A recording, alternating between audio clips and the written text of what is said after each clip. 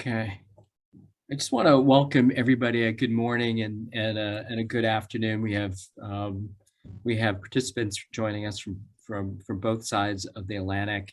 I want to thank everybody on behalf of the German Marshall Fund of the United States, Free Russia Foundation, and the Transatlantic Democracy Working Group.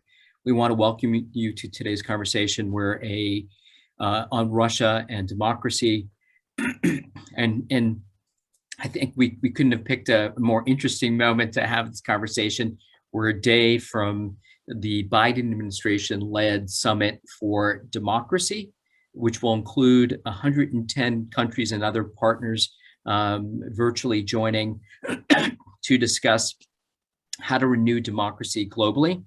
And of course, it doesn't include certain leaders, and that includes Mr. Putin in Russia, who were not invited to join this summit.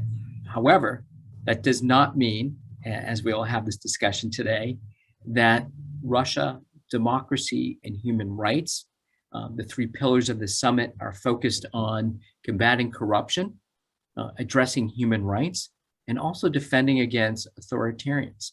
And we brought this group together today to have a conversation about Russia's democratic future. And of course, we can't also ignore what took place yesterday, where there was a virtual call between Mr. Putin and US President Biden, and the implications of that. But we really wanted today to have a freewheeling discussion with three experts, leading voices, to discuss not only what's taking place in Russia today in terms of closing space, human rights violations, political prisoners, closing space for independent media and civil society, an election that took place several weeks ago that was not a real election. But democracy in Russia is really, we thought, important to discuss in the lead up to this summit, and also to hear what a vision or a future looks like for democracy and human rights in Russia, something that many people may think is not possible given the current circumstances, but one that really is important to discuss. And I was mentioning before we started today that I think when you look at the challenges facing, that the summit is talking about, the Summit for Democracy, the United States is not only asking partners to talk about problems globally or externally, we're talking about looking inwardly and trying to address the challenges at home. And so I think we're creating a virtual table today for voices to discuss Russia's future, democracy, and human rights. But we're also going to touch on, on a little bit on sort of the current situation. And we have Vladimir Milov, who will maybe start us off to discuss maybe just a quick readout from his perspective. And I welcome Evgenia and Vasily, who have also joined us. And I'll just give a one line on each because I don't want to take away from the time for Q&A. This is a on the record conversation with the opportunity for participants and others to weigh in with questions. We'll also be sharing this video not only with participants who are watching today, but more widely in the lead up to the summit. But we have Vladimir Milov, who's a Russian opposition politician who's well known. Thank you so much for being here. Vasily Gatov, who's with the USC's Annenberg Center on Communication, Leadership, and Policy. Evgenia Chirikova, who's with, and I hope I don't butcher this, activatica.org. And again, you can correct me if you feel like that's the case. And for those of you that don't know, my name is Jonathan Katz, Director of Democracy Initiatives at the German Marshall Fund, but also the Executive Director of the Transatlantic Democracy Working Group. And we are so pleased to be able to partner with Free Russia Foundation today, but to have you here and also to speak to some of the challenges that I raised. And I'm going to pose some additional questions to our speakers. Vlad, can I turn to you first? And The conversation over the last couple of days, if you're in Washington, if you are looking or reading the news, and I think this is the case not only here but in Europe, globally, is the conversation that took place between President Biden and President Putin, and what I think many here believe is sort of is an incredibly serious situation with deep concerns about security, but also the potential for military action in Ukraine. And I wanted to get your thoughts, and Leslie, and if you want to weigh in as well, please two-finger me too. But Vlad, can I start with you first, just to give your thoughts on what took place? And again, thank you to all of our speakers and participants. And we know this is an incredibly busy time, but this is an incredibly important issue. And I think if we, in creating this type of opportunity, we are reminded that even though governments are not represented at the Summit for Democracy, citizens, people, civil society, other voices are. And then what type of support in the year of action and leading up to the summit in 2022 should be taken. So Vlad, if I could hand it over to you to kick this off. Thank you so much. A very important and very timely discussion. If you allow me, I will begin with a bit more of a general observation related to the role of democracy in the world. And I think in connection with the Summit of Democracy, we should talk more about the role of democracy as a major factor for peace and stability, because in the light of Biden-Putin conversation, I think it becomes more and more evident yet again that it's an illusion that we can build a peaceful and stable world and global space by having deals with dictators. Because dictators tend not to be true to their word, not to hold on to their commitment. Be it the Budapest Memorandum of 1994 on territorial integrity of Ukraine, or be it commitment to resolving territorial disputes about Spratly Islands or any other potential conflicts through international legal mechanisms and not by force. So I think, well, there's a big question, what did Biden talk about with Putin? My answer is simple, I don't know. And I think I'm not the one who should be answering this. Let's ask Jake Sullivan. I saw him on TV yesterday. What he explained was, well, unconvincing at best, because we already have Vladimir Putin is in power for more than 2 decades. He has a huge file, probably won't fit into a room where I'm sitting right now. He has a huge file, a huge record of broken promises, broken commitments, which means that I think when I hear all this stuff about strategic stability or whatever dialogue, there are many proponents of a dialogue with Putin. What I don't see happening is a sort of a checklist on how does he follow through on his past commitments, which would allow to evaluate the risks and evaluate how much his word is really worth. But then again, I don't know exactly what happens between the Biden administration and Putin. Let them explain. What I think is important, if we look at the global picture, several things. First is that key challengers to global peace and stability are autocracies. The major conflicts and areas of instability are related with either dictatorial regimes projecting their influence or wishing to expand their power or zone of influence, or dictatorships holding on against popular uprisings by force through extreme brutality. Actually, we don't see revolts or protest rallies in democratic countries demanding switch to autocratic regimes. 0 cases. This just doesn't happen.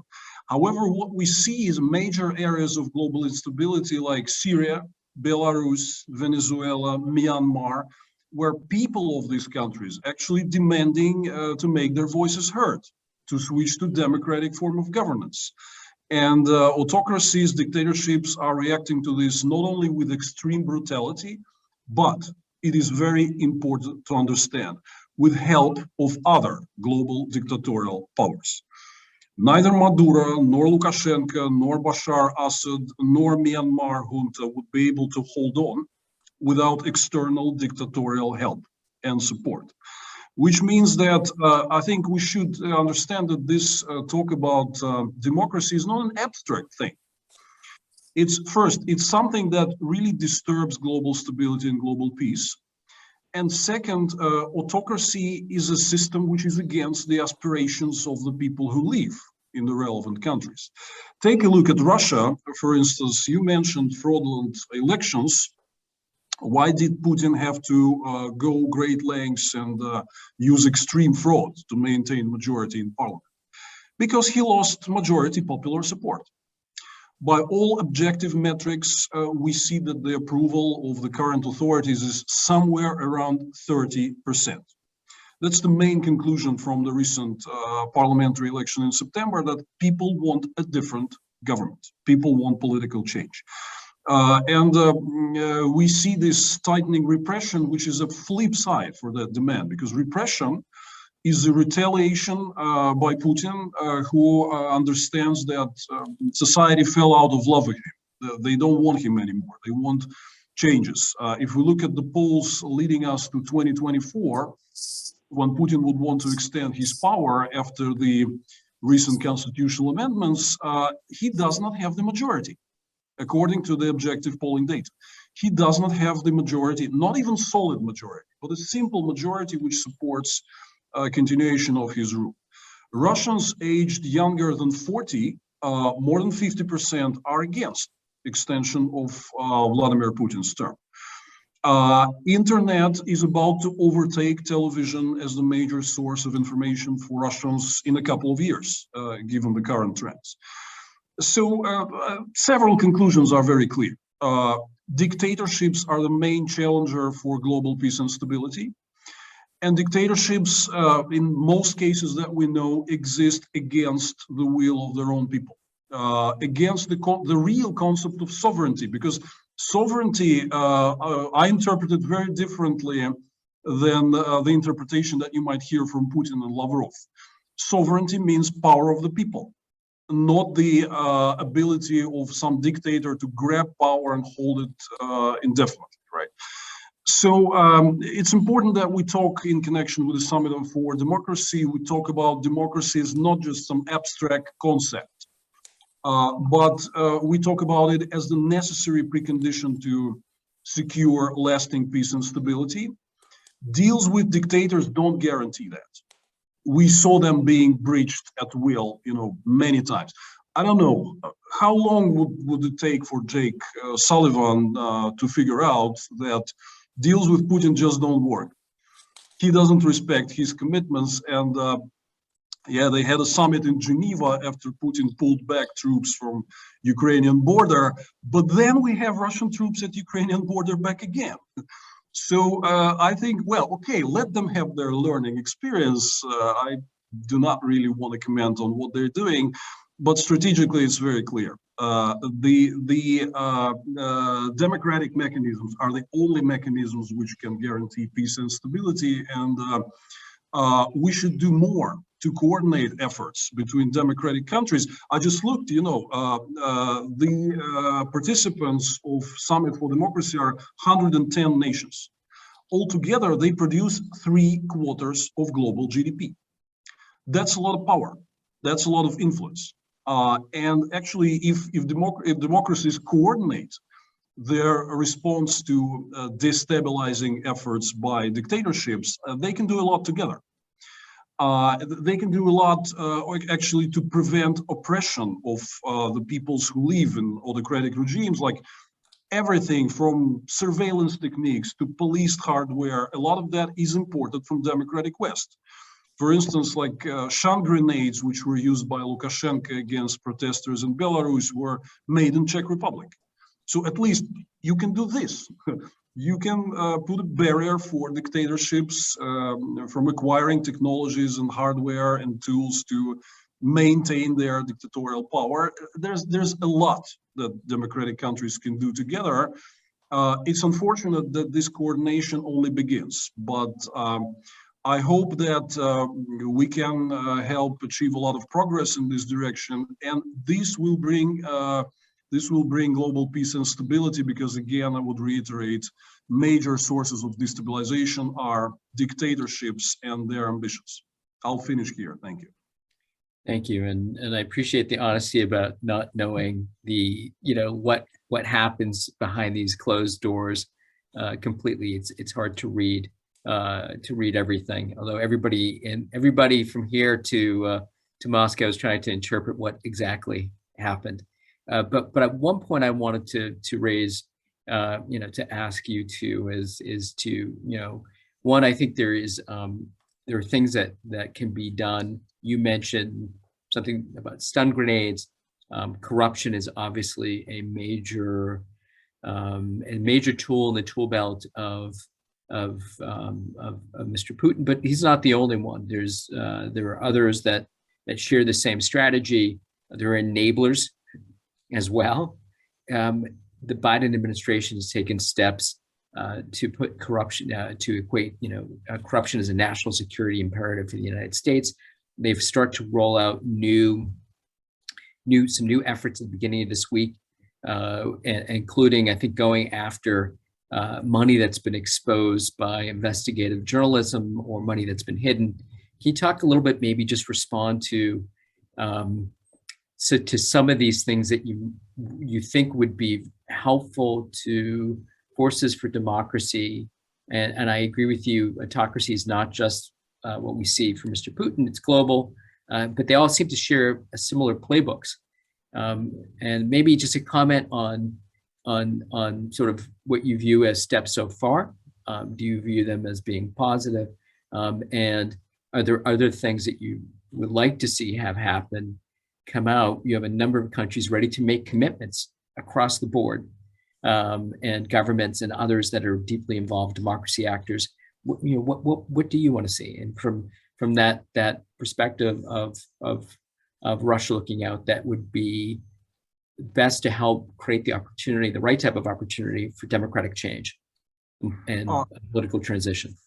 Yeah, thank you. Well, what we are seeing right now in the democratic West is there's a lot of really good strategic language coming out. Like European Parliament in September had adopted a very good report on strategy on Russia policy, including a lot of tools. Like there's a big chapter on supporting Russian civil society and its aspirations for freedom.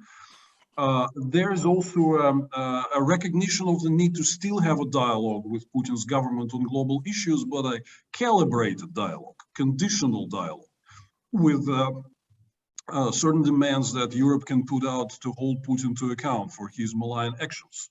And all the necessary instruments of containment, including fighting against corruption.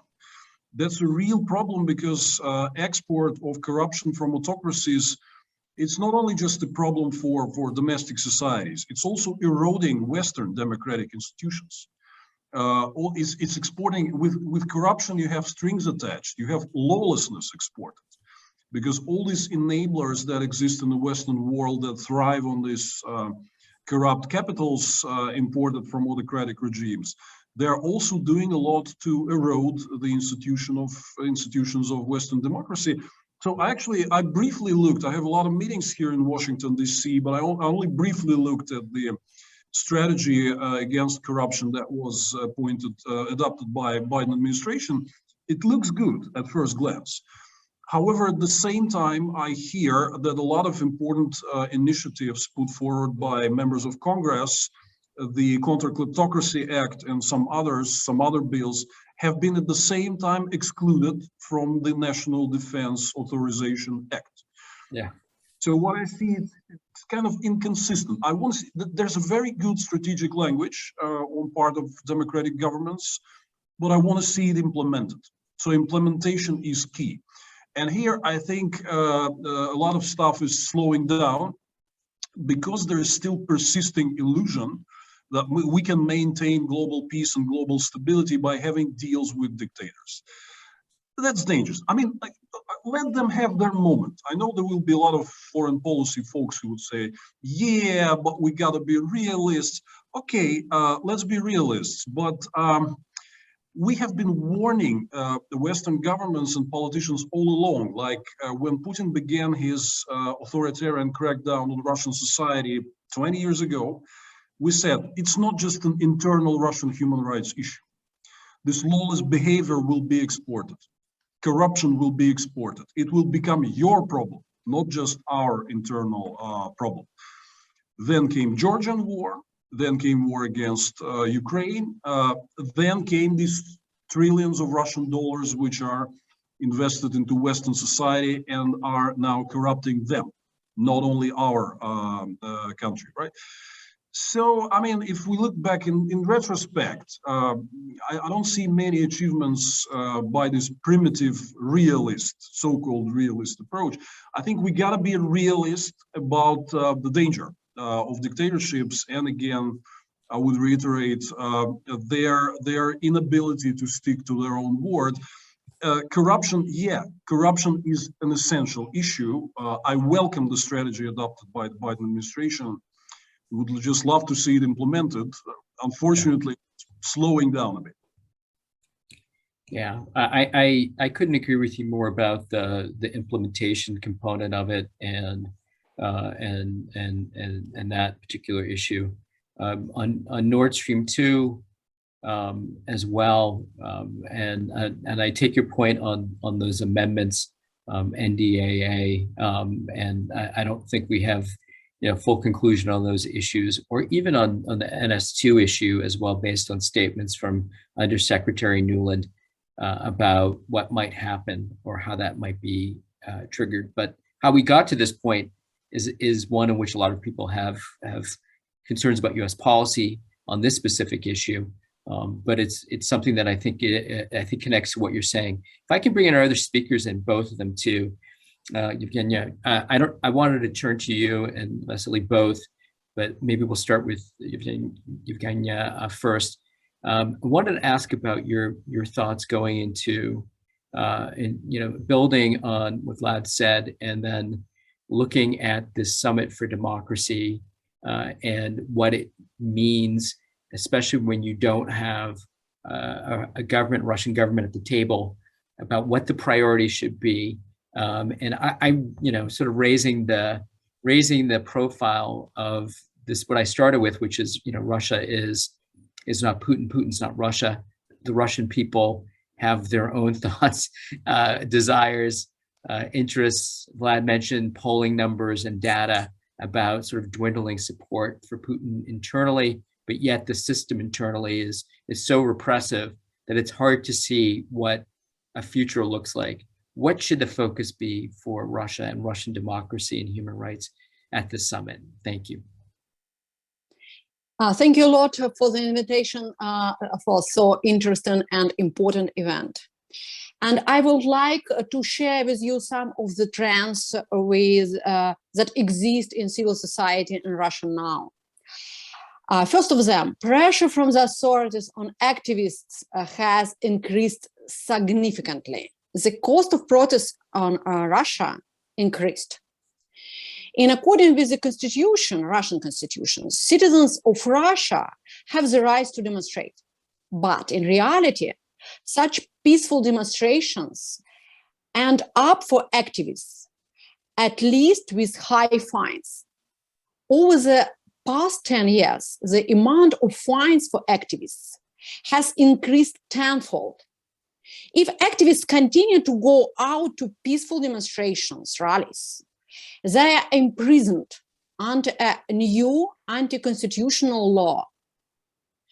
Despite the high cost of protest, people in Russia continue to fight for their rights.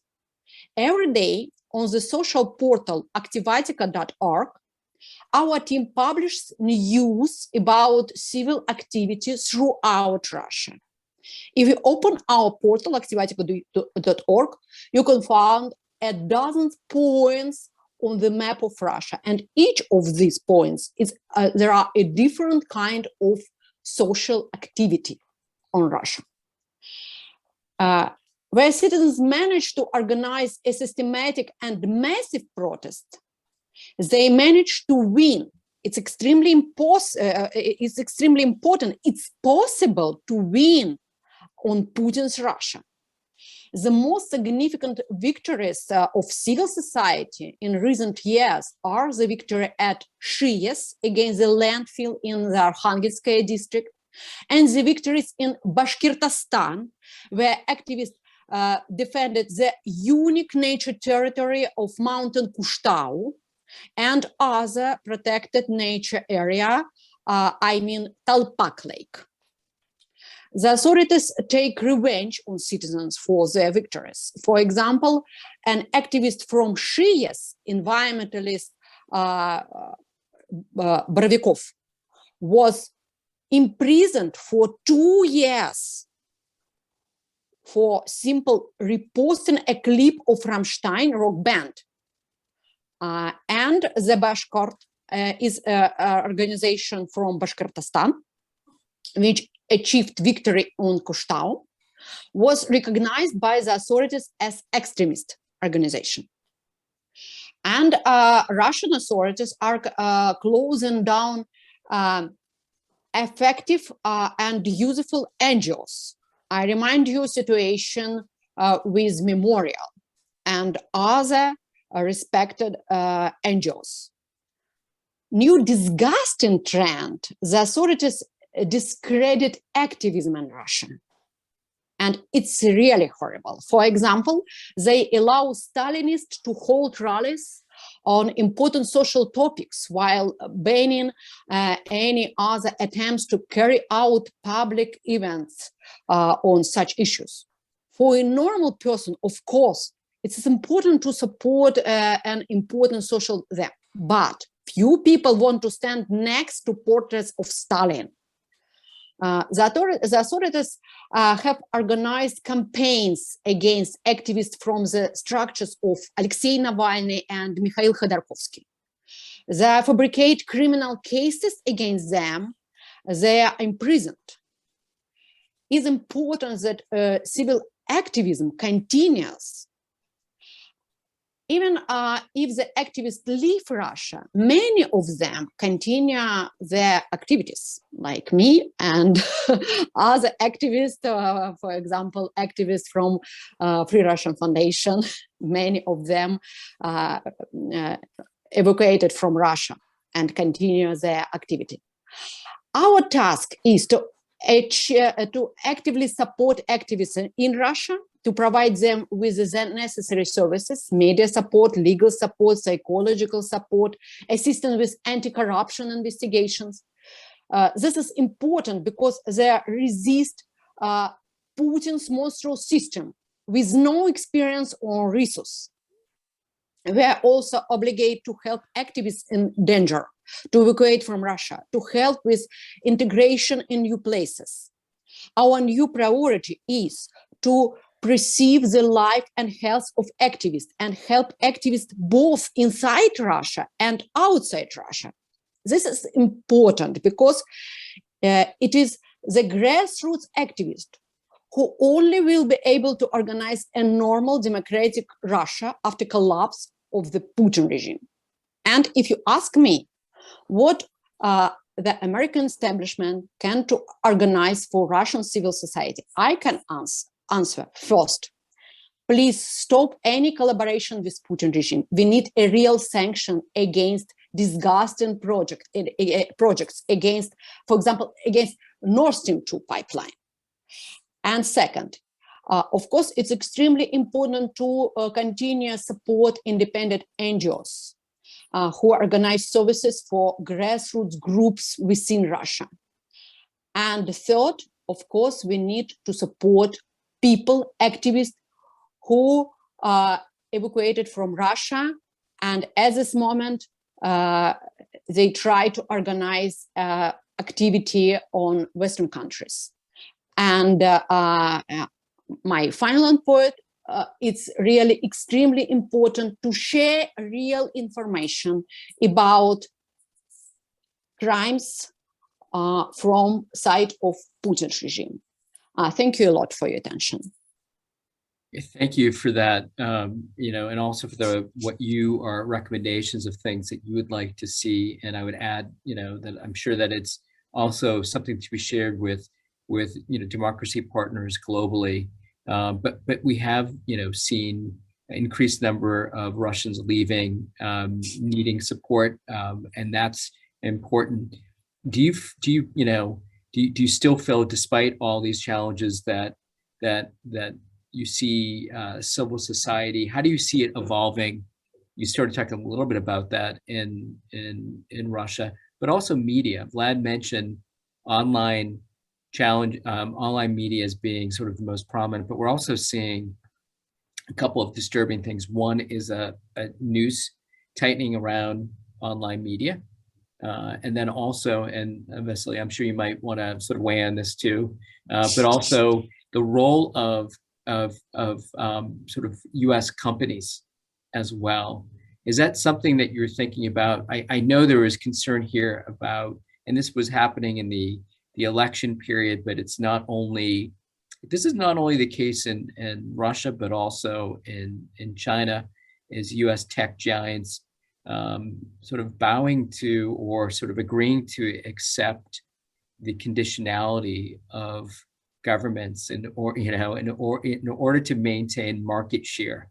And is that something that you and colleagues in Vasily, I'm gonna bring you into this too, because I want to ask you not only about this question, but this broader focus. And Vlad, if you want to jump in as well, but many people see this step, this online, this sort of the tightening of this noose as being sort of the next step, and Mr. Putin's attempts to control Russians and his political future in the lead up to 2024. But maybe you could just comment on some of what I said, and if you think that there, because I think there's always a debate about whether or not support from external support for Russians is too dangerous or problematic. And I just wanted to ask you about that and the state of civil society. I think. Yeah, but Zhenya, go. Oh, thank you. I want a little bit add that it's really extremely important to support independent media. Why? Because within Russia, grassroots groups don't have any resource, don't have experience. And sometimes independent media is a real chance to survive for them. Without this voice, it's impossible to survive. And I think it's extremely important at this moment to support independent media. And thank you a lot for these mentions. Thank you. And we'll come back to this. We won't have enough time, but this is an issue that I think a lot of people are focused on and trying to figure out what is the right role. And the independent media situation not only impacts sort of Russians internally, it's also international media, including RFERL and others too, that are in the crosshairs. So it's a complicated question. Vasily, can I bring you into, we're on the edge of the summit. You've heard your colleagues speak. I think about, you see how intertwined the Summit for Democracy is with the very issues that you and your colleagues are focusing on daily. There's some criticism of including, sort of approach, but also some positive steps that have been taken. There's also a need for increased engagement, whether it's assistance or support. Maybe you can just sort of pick up on these themes, but also the media issue, and what would you like to see at the Summit for Democracy be a focal point as it relates to Russia and Russian democracy? Oh, thank you, Jonathan. Well, I'm a specialist in media, and media and communications, and free independent media is one of the cornerstones of democracy, if not the most important cornerstone after the representation and the kind of the power of the people. I have a presentation, but I sort of opted not to show it because I will just need to go faster than the logic of it.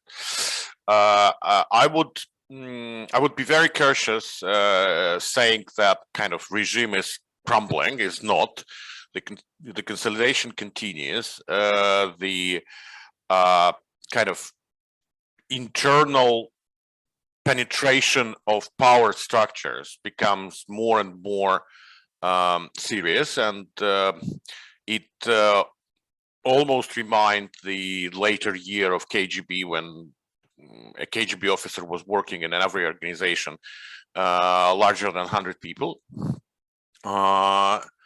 And in road elections 2024, things will definitely get worse, definitely, because we cannot expect that Putin and small Putins everywhere, I mean, in the society, will not put more restrictions on free speech, on mass media, on social networks, and civil activity.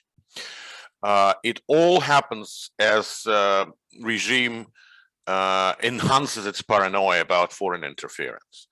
It literally becomes dangerous for foreigners to travel to Russia because, or especially work or be present in Russia for longer time than like 3 days allow it with fast track visas. And we should understand that. I mean, this will be getting worse. And at the same time, regime becomes more and more controversial in its practices, because as we saw with anti-vaxxer activities in Russia during the last couple of months, the power is really frightened by them, because they understand it's kind of the powerful grassroots movement that that may erupt at the levels that they never kind of can contain. As far as media is concerned, we can see that the number of independent media outlets continuously fall. Their capacity to continue their work decreases, and now they almost entirely depend on people's crowdfunding and well, donations from wealthy Russians who are not completely compliant with Putin's regime, at least in this particular case. Russian regime uses a foreign agent designation in order to not only kind of to mark people with kind of bad rhetorical sign, but it also cuts these people from acquiring any new work. It makes for them almost impossible to sort of to work independently. They have to consider not only what they do, but how they earn money, spend money, because that's all have to be reported. And believe me, I mean, this is an awful situation for most of them. And we have to understand that. I mean, this not even the foreign agent label, but the threat of this label.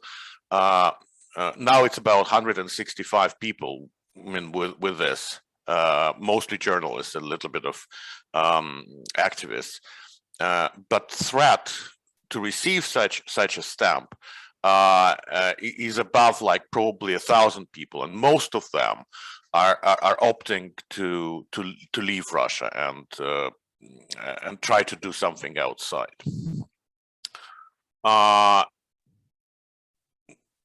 Speaking about like short-term perspective or mid-term perspective until 2024, I don't expect backup that the government, the power, will back up on Memorial. They will continue to press their charges, but well, this would look as a moderate and slow strangulation rather than kind of immediate extermination. They will find another ways and means to do that. We will definitely see that kind of. We'll definitely see more immigration, especially among journalists, and that means that they will attempt more and more offshore or media in exile, if you want to say, and they would definitely need funding for that, because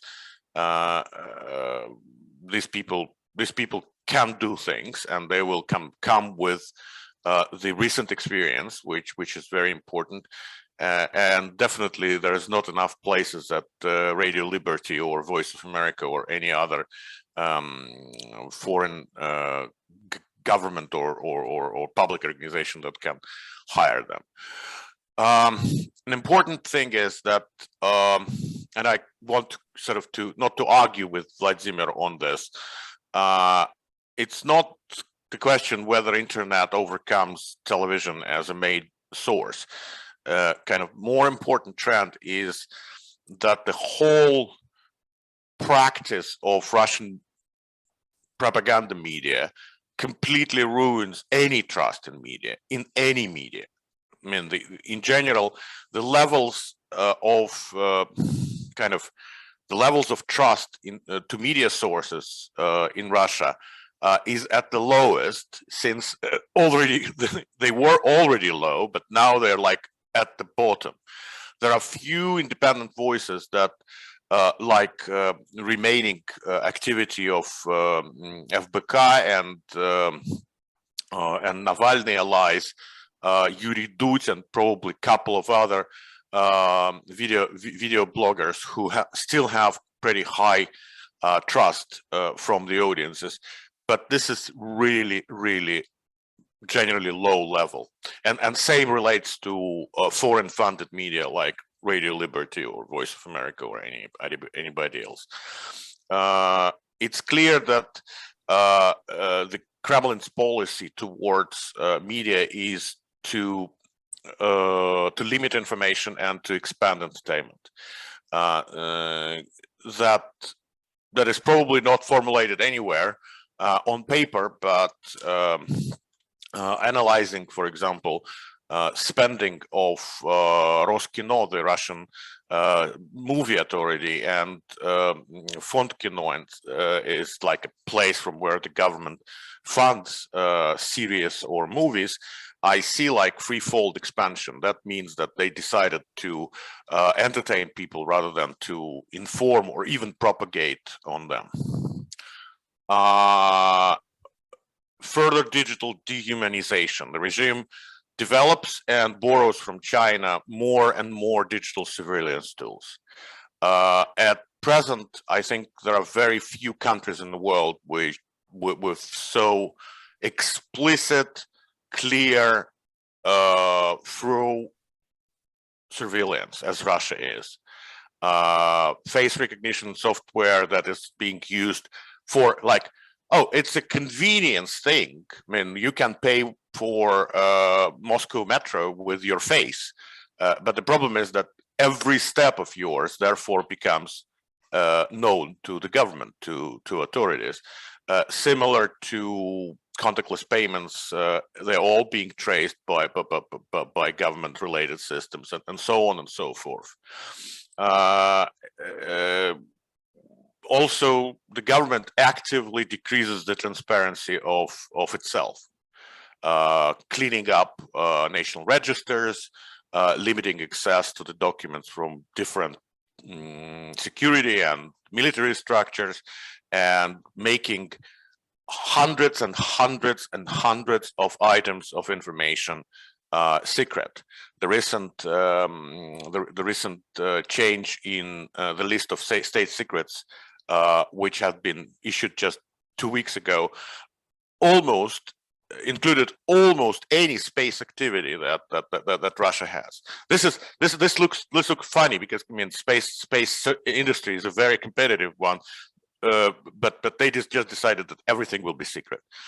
Also, it's important that Russia is on the last kind of steps to total monopolization of media. Currently, 98% of all audiences are served by 3 major organizations: VGTRK, which is state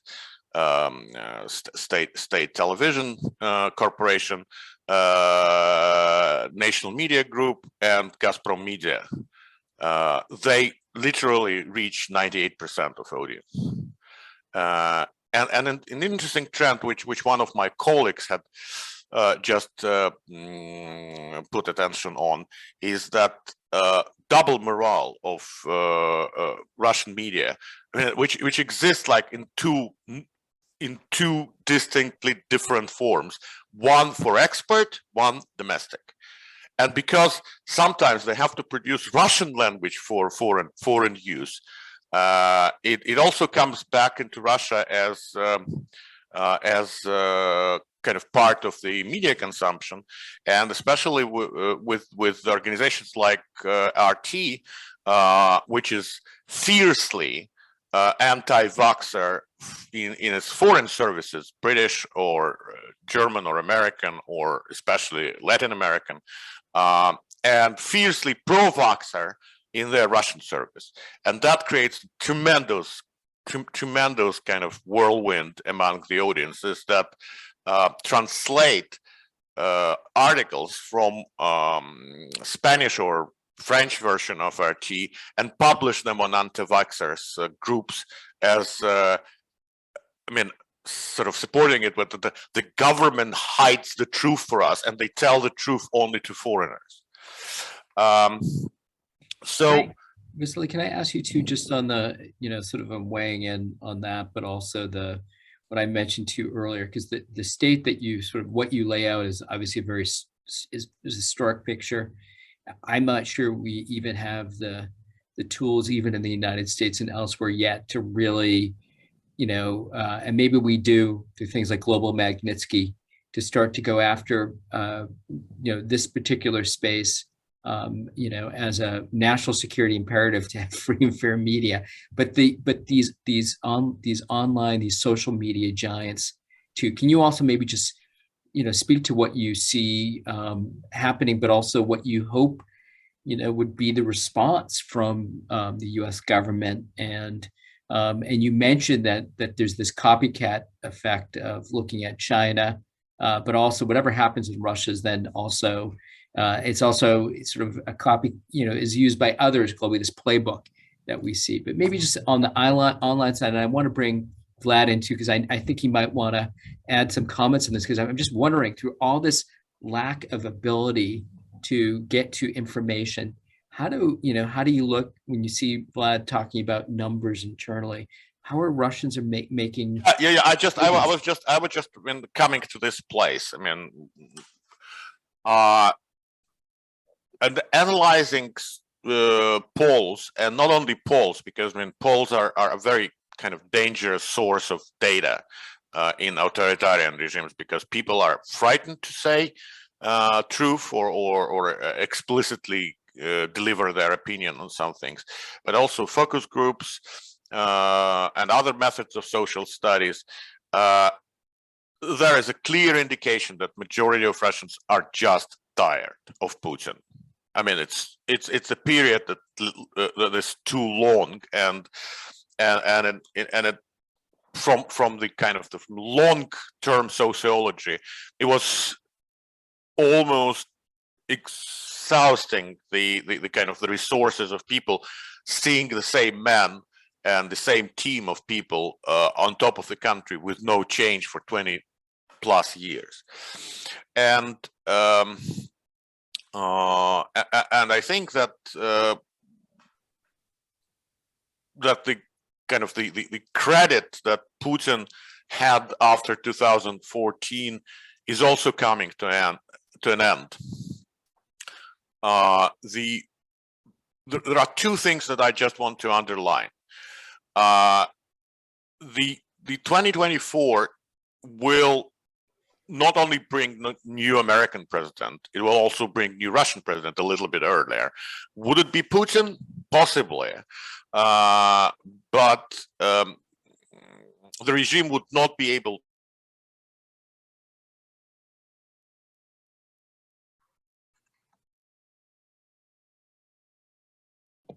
Vasily, I think you've frozen. You're back. You're back. Yeah. So the controversy of the current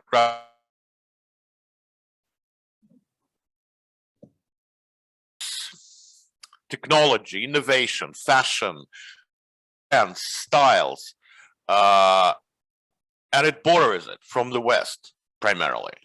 So it would be impossible for Putin immediately to kind of to erect well, not let's call it not iron curtain, let's call it cement curtain.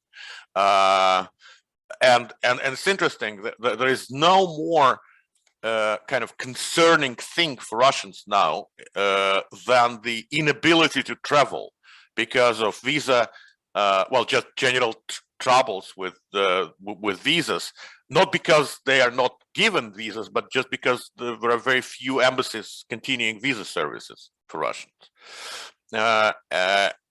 As far as United States and general democratic world is concerned, I think that there should be like three major things done. First is at least until 2024, there should be a sizable expansion of support to media in exile, NGOs in exile, general Russian activism in exile. This would give more voice to alternatives to Putin. And it also should be understood there should be many alternatives, not only Navalny, not only kind of particular form of democracy. Support anyone, not Nazis, yeah, anybody except Nazis. Second very important thing, German government has in their new coalition agreement the idea to abolish visas for Russians under 25 and create an open door education opportunity for them. This is extremely right measure.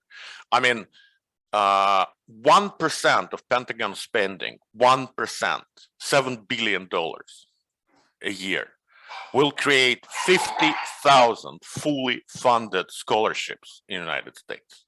50,000, even if it's Harvard. And the third thing, which is very important, make democracy cool again. There should be a massive, well-organized, well-thought program that promotes democracy as the most capable, the most just, the most efficient form of self-government. And that should be done using very powerful communicators that America has in numbers, that have their own audiences in Russia, like Elon Musk, Tim Cook, George Clooney. And they should be the voices of America, not radio dissident, radio liberty. And here I will stop because I think I've exhausted my time. No, it was great to hear that. Thank you for those recommendations, and I think there's a lot of people thinking through. And we'll One thing that I want to add as academic: restore Title VIII, invest in research and understanding of Russia, especially in humanities and social sciences. Yes, that's a must. This is without that, forget about understanding Russia. Vlad, I want to bring you back in and sort of building on this. And also, Vasily, I still haven't heard what the recommendations are to engage with U.S. media and social media companies that are being, I mean, we can ask Vlad. Let's bring in Vlad too. And Vlad will speak, and I will join in later. And I also just, sort of hearing Vlad to bring you into this, and Vasily, if you could just put yourself on mute for 1 second, so we're hearing your background. So if you want to mute yourself, Vlad, if you can come into just building on what you heard too, and sort of this, both in terms that there's, that there obviously is there's internal activities, there are in Russia, but obviously the space is closing, and obviously for media, the picture for media is incredibly bleak. But we have this date looking ahead at 2024. Maybe just respond to some of what's been said by our two other speakers, and if you think there's some recommendations. One that comes to mind too is this engagement, one with the exile community. And also, but keeping the door open to Russian youth, and who are a different generation. Does that matter? Because we often hear, that for those, I was watching something on Angela Merkel today, and they were saying that there's some Germans don't know a world that's been different than Angela Merkel. Of course, she's just night and day between what Mr. Putin represents. She, to me, epitomizes what a strong leader that's democratic, cares about human rights, does not without mistakes, but it's quite the opposite. What about sort of this engagement with Russian youth? Does that resonate? And Evgenia, you may want to jump in on this as well. Well, if I may, a few words. First, I disagree with Vasily. It's not that he's wrong, but the picture that he's portraying is too grim. So, you know, to make a comparison, like when I was serving my term under arrest, everybody was like scared for me. Or how can you stand that? It must be horrible. Well, it's not comfortable at all. But when you're in there, actually, it doesn't make it too pessimistic, because like within a month, I didn't meet any inmate who was pro-Putin. Even the police folks who were guarding us were also very skeptical of Putin and his government, and actually very sympathetic to us. So I left Moscow in March, and before I did, I lived in the usual Moscow residential neighborhood. Yeah, I couldn't even like walk on the street without being approached by many people who recognize me, saying that they support us, they really want change in the society. So yeah, what Vasily has been talking about is all right. The Putin is closing in on civil society, on independent media.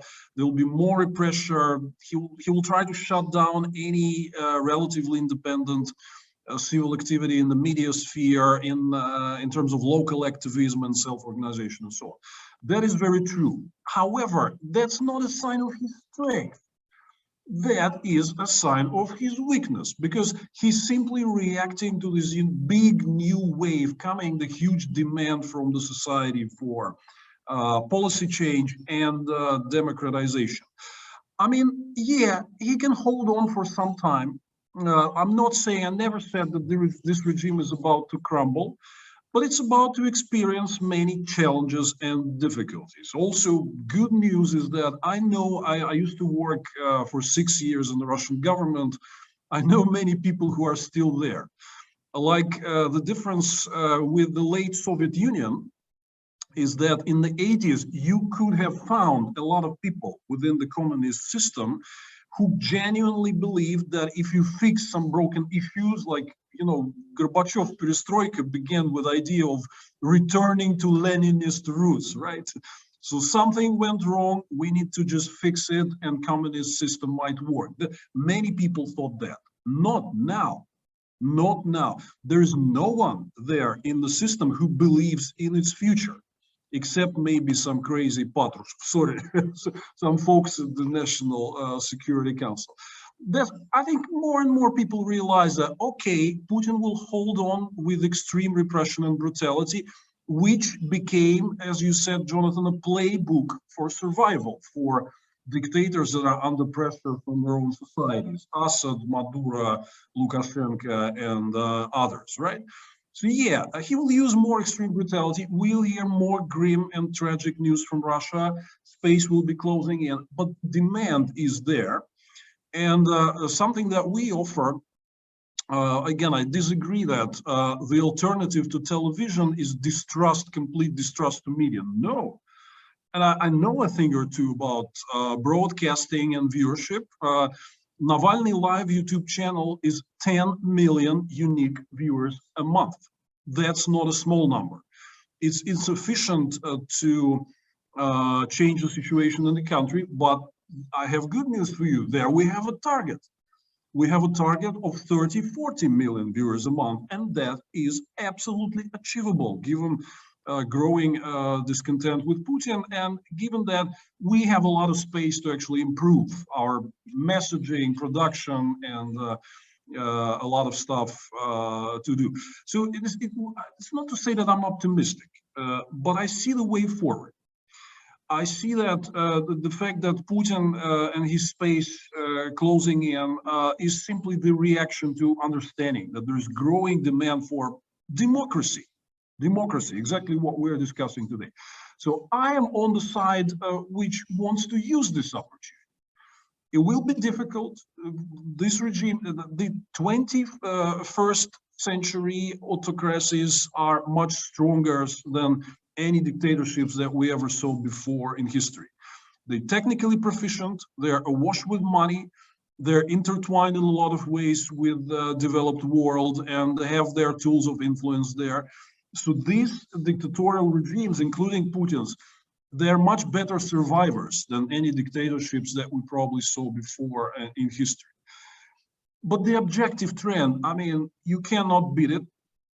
And I disagree that it's all grim. No, a lot of what's happening is good, because demand for objective analysis, for high quality independent media, investigative journalism, serious alternatives to Putin's policy, this demand is growing. We see it, we feel it, we know it, because we are the ones who broadcasting. And to finish, like, I need to tweet this picture somebody sent me just a couple of days ago, when there was you spoke about us being in exile, but as a matter of fact, the picture was from Moscow Underground Metro. Somebody was writing it and photographed another person who watched my broadcast on Navalny Live on his smartphone. So we're in exile, but we're still present, and we're going to double down on it. And Putin will have a hard time. Means that this fight is not over yet, and Putin is on the wrong side of history. I'll put it that way. Thank you, Evgeny. You know, one question that popped up in our chat in the Q&A box was exactly about this question about the impact of exiles. Both in media, I imagine this would be the same thing for civil society, about whether or not that has an impact on ability to both to understand, but also to be sort of a trusted voice. Vlad, you mentioned that you know, the viewers that you have, or that this particular channel has.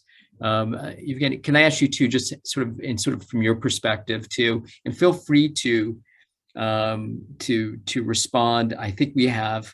I don't think that Vasily and Vlad were too far apart, but you know, about this contrast between optimism and pessimism, and sort of what you see within the communities that you're engaged with. And Vlad, it's hard not to think about pessimism when autocrats in the 21st century, as you put it, have these tools or capacities that give them such an advantage. But also when you mention places like Syria and Venezuela, and we can go down the list where you've had, or Belarus, we've had serious democracy movements where in spaces where some people thought was impossible. So why not Russia? Oh, thank you a lot for this question.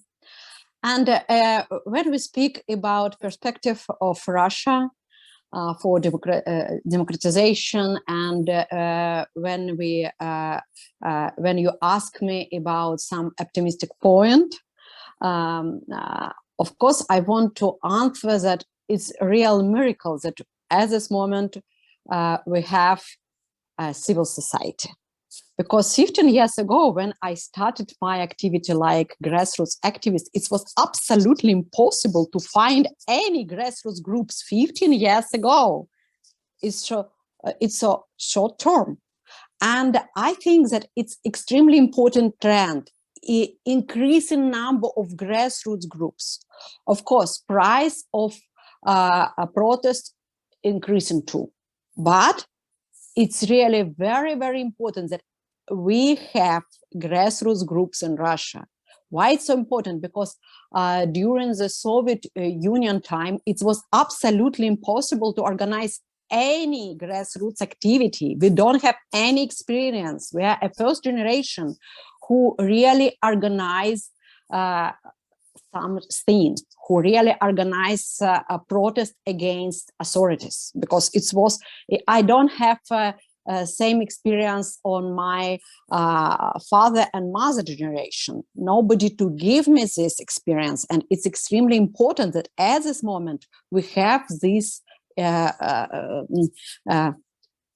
strength increasing number of grassroots groups. And I think that real hope of Russia, there are a new generation, our youth, because our youth are really excellent.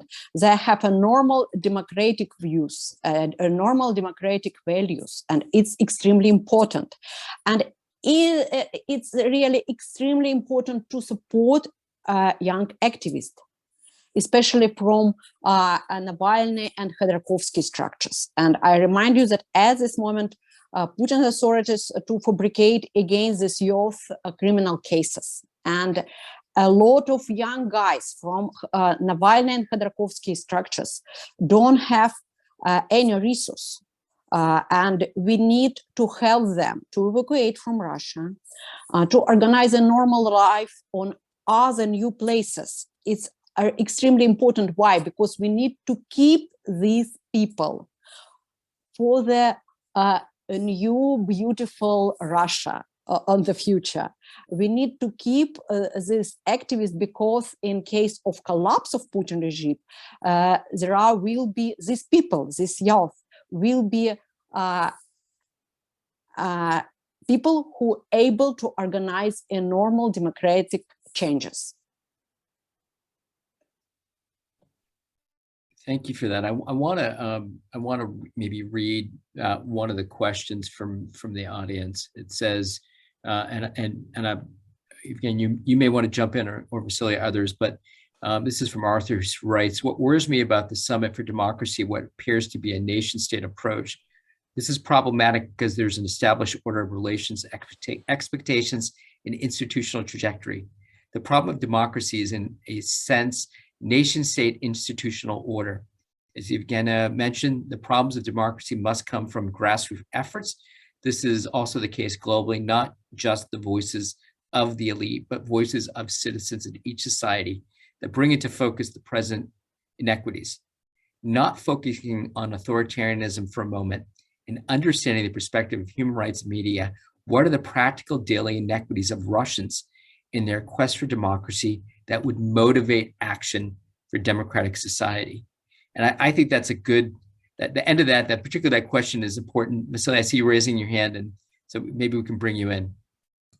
I want kind of to jump in right after Evgenia to say that it's not only kind of political activism and political and kind of civil society about human rights and political issues.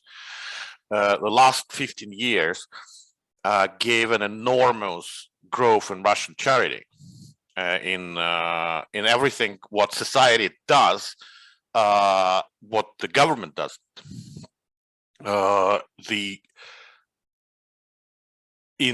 In 15 years, Russian society built institutions like Podari Жизнь, the largest and the most respected childhood cancer society, similar to St. Jude in United States. Of course, smaller than St. Jude, but it has an enormous support of people, both financially, and it also brought thousands and thousands of people as volunteers, understanding that they can do things that government doesn't. And it's not the only one. And it's very important that the democracy, that the formula on democracy should also include a non-governmental track.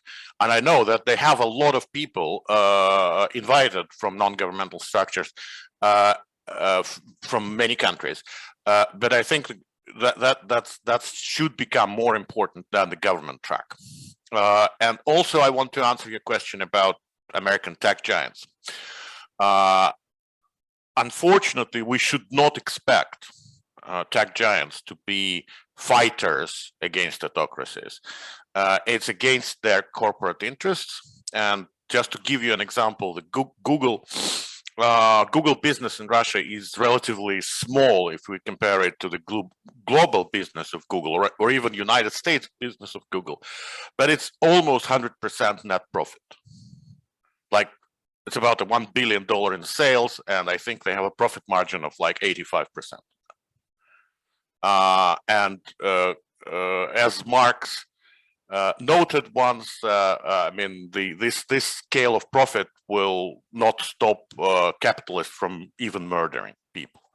So unfortunately, I mean, you either you have to tax these profits politically, which is impossible because I mean you cannot kind of find it within Google shit, or you have to create a real grassroots political pressure on Google. Then it possibly will back up from doing bad things in Russia and collaborating with Russian government.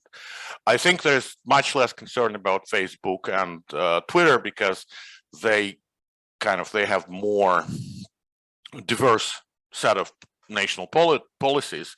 Like, I mean, in some places they're just banned, like in China. In other places they are slow it down, like Twitter in Russia, but not censored. And so far they've been kind of behaving relatively well. I think that important part for U.S. civil society, for U.S. think tanks and Congress is to maintain a constant dialogue with the leadership of the tech giants to keep them from cooperating with Russia. I mean, doing some deals, but cooperating. I mean, giving them up data, giving them up real identities. This is dangerous. This is kind of unacceptable from the point of view of democracy.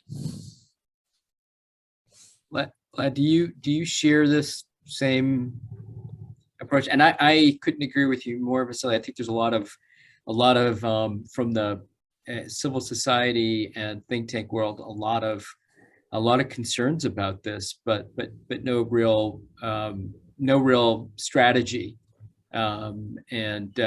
But I think it's coming to a head in this Summit for Democracy Year of Action.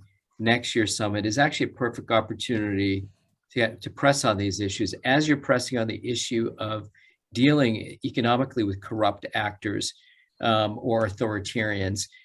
This is becoming much more in focus and center. And your statement about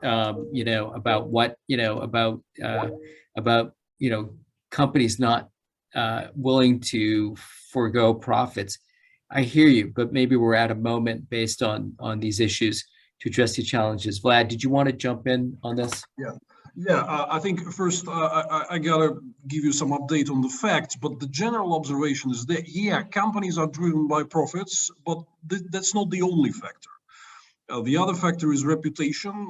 Another factor is regulatory environment, and there is all sorts of repercussions from major steps that companies would make responding to demands from dictators. So that's a complex thing. I wouldn't narrow it down to just this profit situation. And speaking about the facts, I have to say that, the unfortunate decision by Google and Apple to take down the Navalny app and some of the videos during September elections received a lot of airplay. And it was a bad decision. But however, on the background of that, in nearly almost 100% of the cases, the same Google is very much resisting the attempts of Russian authorities to take down opposition-related content. Like, they have received half a year ago notifications from Roskomnadzor, the Russian communications regulatory authority, to take down our channels, Navalny's channels, my channel, many other colleagues, with the extremist label. Google is resisting that. They're not following on these demands. So it's not a black and white picture. What was important, and I strongly advise you to watch for those who are interested, we had a discussion last week on Zoom with the Helsinki Commission. It's on their YouTube channel. We had a good discussion about relations between tech companies and dictatorships, and I described this particular situation with Google and Apple.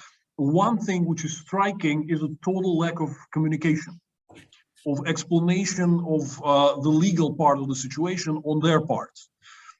They have actually never explained the actual demands from the Russian government, their assessment of legality of their demands, never explained their particular actions. Moreover, the funny thing is when a few weeks after the September elections, Navalny's team had prepared a very detailed legal response to Google, describing the situation as, in purely legal terms, as their actions actually being not corresponding with the law, and Navalny's app needing to be restored. They didn't respond neither to this nor to any other communication, but in a couple of days upon receiving this, this claim by Navalny's team, they quietly restored their app. However, after the elections and so on. So I think what I said during this discussion with Helsinki Commission is that we need more transparency in relations between big tech companies and dictatorships. That's not an excessive requirement. This is a necessary precondition for these relations to be somehow manageable and not reliant on some intuition of corporate CEOs. Because right now we have sort of a black box sort of thing. We do not know what legally happens between Google and the Russian government. We do not know what is their assessment of legality of government's demands. Generally, it is all very non-transparent. This is not acceptable. It gives Putin and Russian authorities an upper hand. So I think the strength of tech companies will be in making this public, in making this communication public, and making their response as law-based, legal-based as possible, because we see that a lot of tools that have been used by the Russian government, like they blackmailed to physically go after their employees in Russia. That's not something within the legal space, right? So I think by being transparent and openly demonstrating the underlying legal developments in their relations with the Russian government, I think that it might be a strength for big tech companies. So we should ask them to be more transparent, and there's a lot of what Western governments can do in that respect. No doubt, and I know this is going to be part of and has been on many pre-events or conversations like you mentioned at the Helsinki Commission, but also from a number of organizations that are very much focused on this specific issue, and governments as well. And I urge, like many of you, that to keep pressing for transparency and accountability and understanding and sort of approach to this. This will be certainly be evolving. We're getting close to the end of our time here, and you all have been incredibly generous. I wanted to maybe ask, maybe Vlad, I can even start with you too, just the state of where in maybe unity or of purpose in the in opposition and those that are seeking a different political path, and about where you sense that is today, and maybe it's hard. Russia is so large, and the exile community, Evgenia and others have said, it's likely to grow, to continue to grow, and the needs will certainly be there. This is unfortunate, and it's obviously not a good sign. But maybe you could speak first, to that, and then I want to go back to ask you about, maybe again, to go back to so even after hearing this conversation, what you'd like to see happen in this year of action. What are you thinking about, and what and maybe I'll ask you what you're thinking about. And I know your actions are not tied just to a summit for democracy or specific action, but I'm a believer maybe in that we can use this year of action and up to the lead up to the next summit to push on issues and address some issues to make progress. So one, I want to ask you, and maybe if anybody else wants to weigh in, just the state of what is happening with not only opposition, but those that maybe represent the pro-democracy forces. Are they, you guys, is it together? Is there a plan to think through this in a way? And what do you point to show others that no, we are rowing, we're rowing in a specific direction with a plan?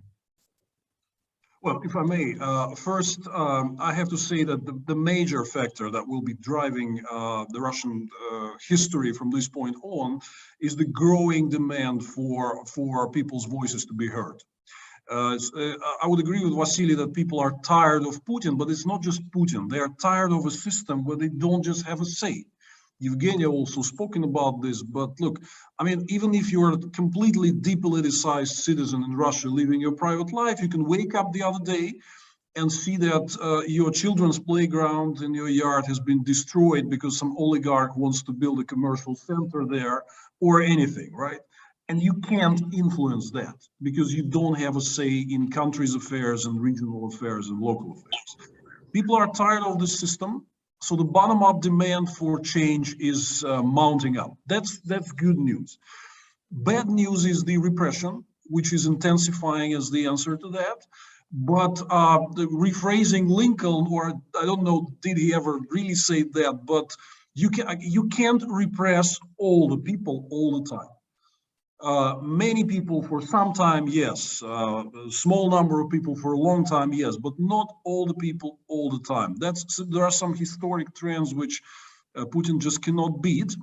And I wouldn't also make too much of a drama of oppositioners being exiled. Yes, that's not a pleasant experience, but we're committed to return to Russia and to be doing anything we can to actually change Russia and make the political change happen. And because of the current global environment, we have access to people in the country. We are relevant.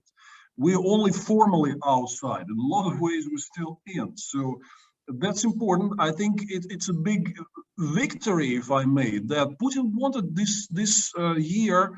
He wanted to completely destroy opposition and independent civil society in Russia. He was not able to achieve that. It didn't happen. We survived, not without damage, but we're picking up. The interest to what we're doing is growing in the country. We tried our best to improve our performance and increase our outreach. So I don't want to sound too optimistic, but there is a way forward.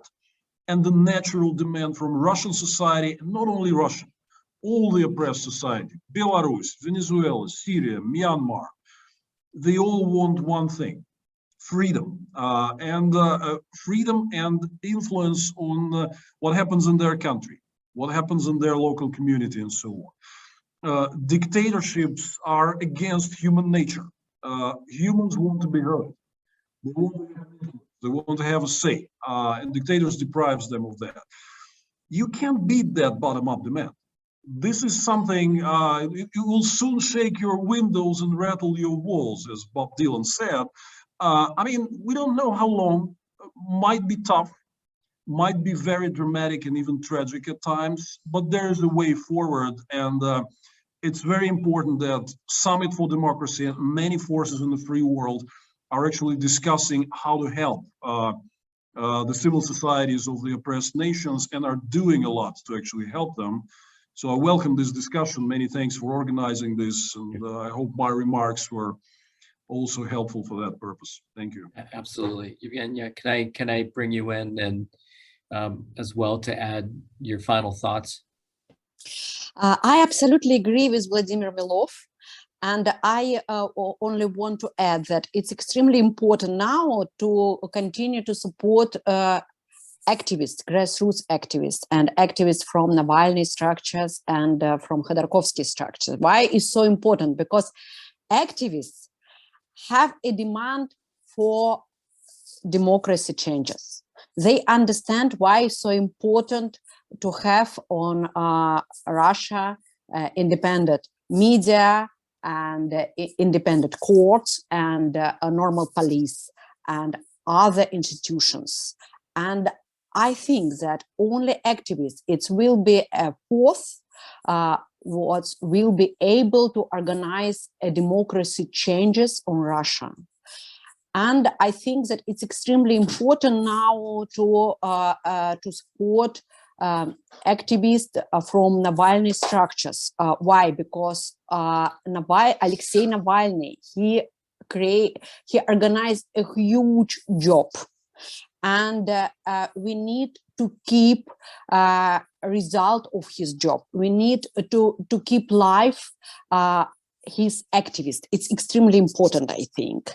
And I think that we need, we are like the diaspora from different Western countries. We need to organize for activists from Navalny structure a normal life on Europe, on USA, on other countries, because Putin want to destroy result of Alexei Navalny job, and we need to organize to organize for these people normal life. And I hope that Navalny's activists continue their activity on Western countries, like Lyuba Sobol, like Leonid Volkov, and other activists from Navalny structures. And thank you a lot for your event, because it's give us a voice. And I hope that during the life, we organize the same summit on Moscow. It's my dream. Yeah, let's hope that. Vasily, you're the last voice. We'll give you about a minute, please. Thank you. Yeah, I mean, I agree with Vladimir and Evgenia that while we're still kind of fighting for something in Russia, for democracy or whatever change is following, it's important to help people who do that or did that, and therefore support to kind of Russian politicians, Russian activists in exile, and journalists is extremely important. Second thing, it's a long and winding road ahead of us, literally. Everything may begin tomorrow, but it may extend to mid-20s or even further. But still, we have to be resilient. We have to follow events and follow people and follow developments. So that's our future. And well, Russia will not disappear from the map of the world. On that note, thank you, Vasily. And also one inspiration that there's hope, but also laying out, I think, some concrete actions and steps that can be taken to provide support, how the US, how the West might engage with exiles, but also that there is strong demand internally in Russia for engagement, and how to keep those doors open of engagement, particularly with the youth. And also, Vlad, just on this issue of US social media companies and the complicated dance that's been taking place, how important that is, and independent media, of course, incredibly important. So I wanted to thank you. I hope that we can come back maybe a year from now and see what has become of the world. Vlad, thank you also too for your comments on sort of what took place yesterday. We had some questions in the chat on that, but I think I really want to try to focus on the Summit for Democracy, and looking forward to both interacting with all of you again in this space. So on behalf of the Free Russia Foundation, German Marshall Fund, TDWG, my colleagues Natalia and Linda, who's also a key organizer of this conversation, thank you so much. And we'll be sharing a video of this event shortly with everybody who's interested. So thank you, and have a good rest of your day. Take care. Bye-bye. Bye. Thank you.